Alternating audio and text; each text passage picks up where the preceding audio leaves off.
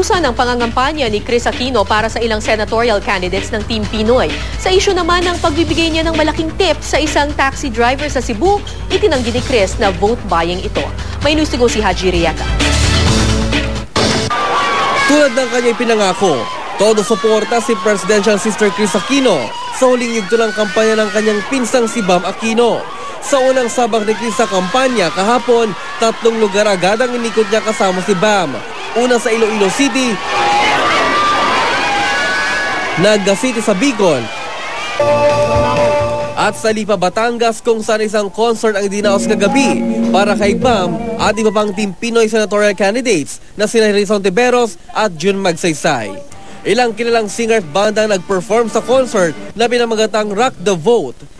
Kabilang na sina Christian Bautista, Parokya ni Edgar, Jim Paredes, Noel Cabangon, Cookie Chua at iba pa. Pati mismong si Bam hindi rin nagpahuli sa pagbirit.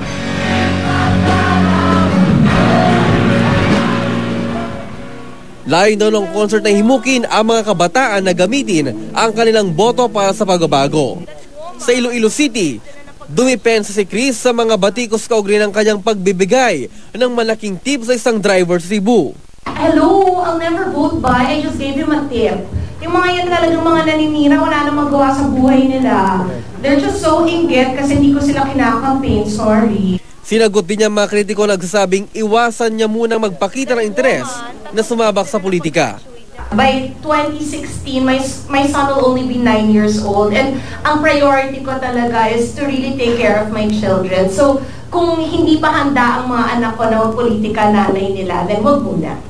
Ngayong araw, sa Cebu naman sila mga ngampanya kasama si megastar Sharon Cuneta at mga ate ni Chris.